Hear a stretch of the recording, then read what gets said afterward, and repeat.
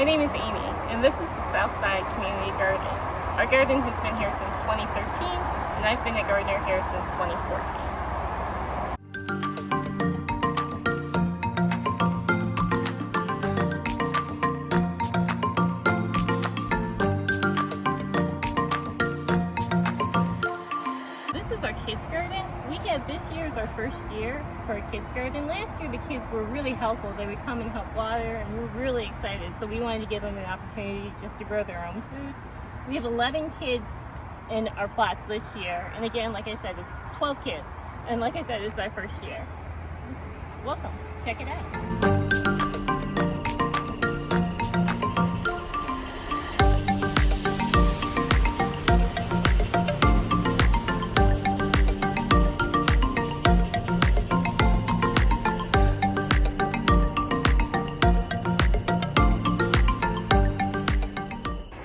And our kids are really proud of their tall plants, and so we have like lots of corn, lots of sunflowers,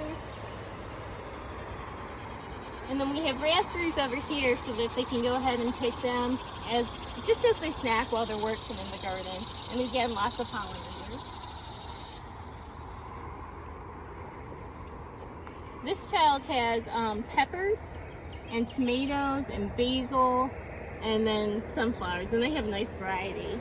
If you look at the layout, it's pretty much of a maze, and that's intentional because the kids like just come in and they zoom all around. So it seems a little chaotic, but I think it's like one of the benefits of this garden, the way it's laid out. So in our community garden, I would like to show you some of our plants. CFI provided starts for our kids, and then White's Mill actually provides additional starts to kind of fill in some of the gaps. And the CFI also provided our kids with seeds to get started. So like over here we have a cucumber, which is like a great snack veggie. And as you can see that we have some plants that are in here that don't necessarily look like garden plants. Those are to distract our bugs. We have some watermelon over here.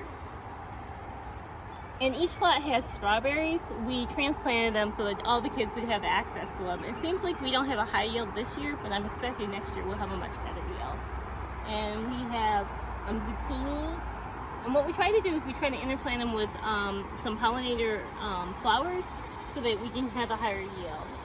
This is arugula, but this is actually going to seed. And here are the flowers. And then here, I just learned this. These are the seeds in here. So I keep these here, hoping that they'll volunteer and I'll have a lot of arugula coming up. But this is going to be a Babyville watermelon. There's 2 here, so they'll be about this big. And then we also have our curb garden. So pretty much, if there's space, I put something else, and then I find more space. So here, this is our curb garden. And we have tatsoi and romaine and cucumber and a volunteer corn. And these may actually be squash. That's the thing, is sometimes I forget. And then around here we have salad. And then in between I put in some sweet potato starts that we got from White's Mill. So we have salad and sweet potato all the way down to here. And then a volunteer pumpkin over by our compost.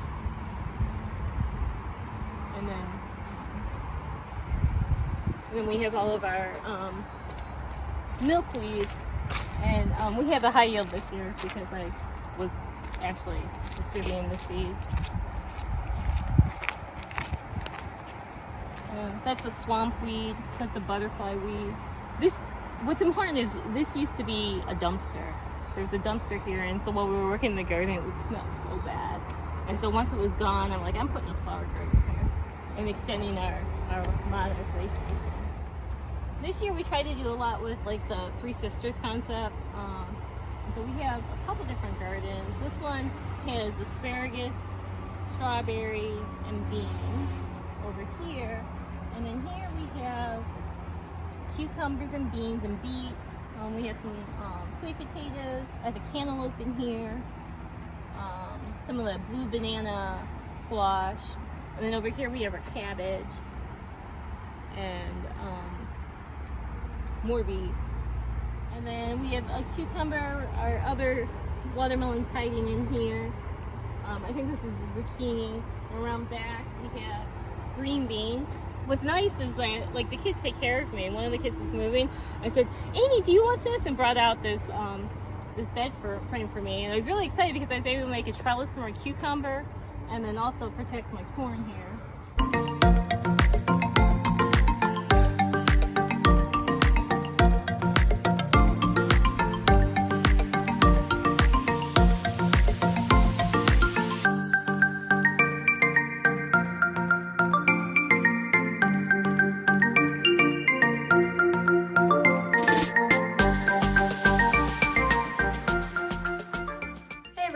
My name's Erin and I am a dietetic intern with Live Healthy Appalachia. Today I'm going to be showing you guys how to make a corn and zucchini barley salad. I have all of my ingredients right here, so let's get started. Alright, so the first step in this recipe is to get your barley and your water, and we're going to combine them in this medium pot.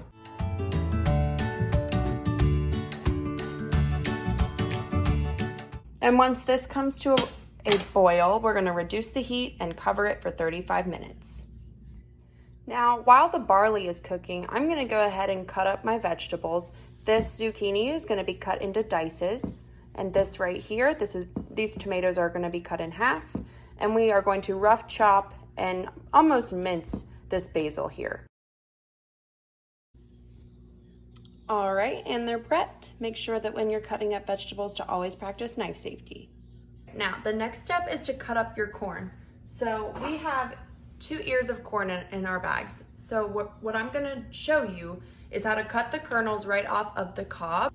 Okay, so when I'm cutting vegetables, I like to make sure that I have as little of the vegetable as I can on the cutting board. That way I don't cut myself or happen to mess up the vegetable at all. So with this ear of corn, I'm gonna go ahead and just cut it right down the middle. That way I have less to work with and I can easily cut down this side. Now, so I'm gonna set this part aside.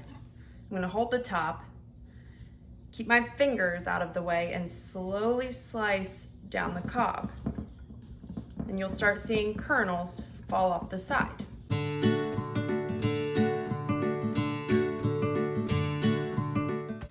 Okay, so after cutting up both ears of corn, I got almost just about close enough to 1 cup of corn kernels.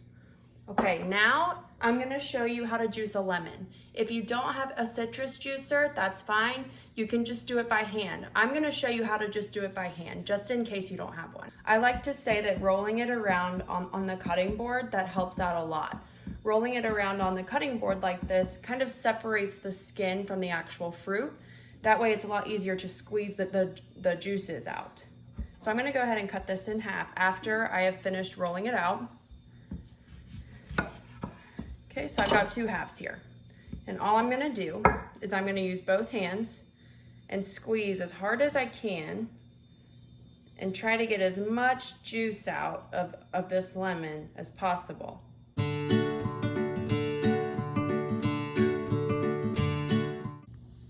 Okay, now we have our vinegar, our lemon juice, and our olive oil. These are the 3 ingredients that we need to make our dressing. So all you have to do for the dressing is combine these 3 ingredients.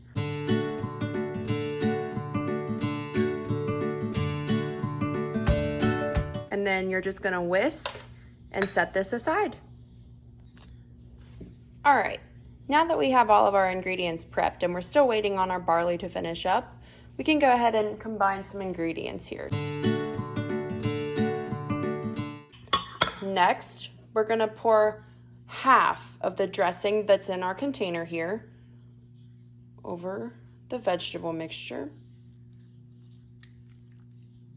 Okay, and save the other half for once the barley is finished. And now we're just gonna toss this. Okay. It looks like our barley is pretty much done. So what I'm gonna do is I'm gonna take this off the stove and I'm gonna strain it and then rinse it. And then I'm gonna add it to the mixture that I just completed. All right, now I have my finished barley. It's been drained and rinsed. And I'm just gonna go ahead and add it. Okay, I'm gonna add the rest of my dressing. Okay. And then I'm gonna toss.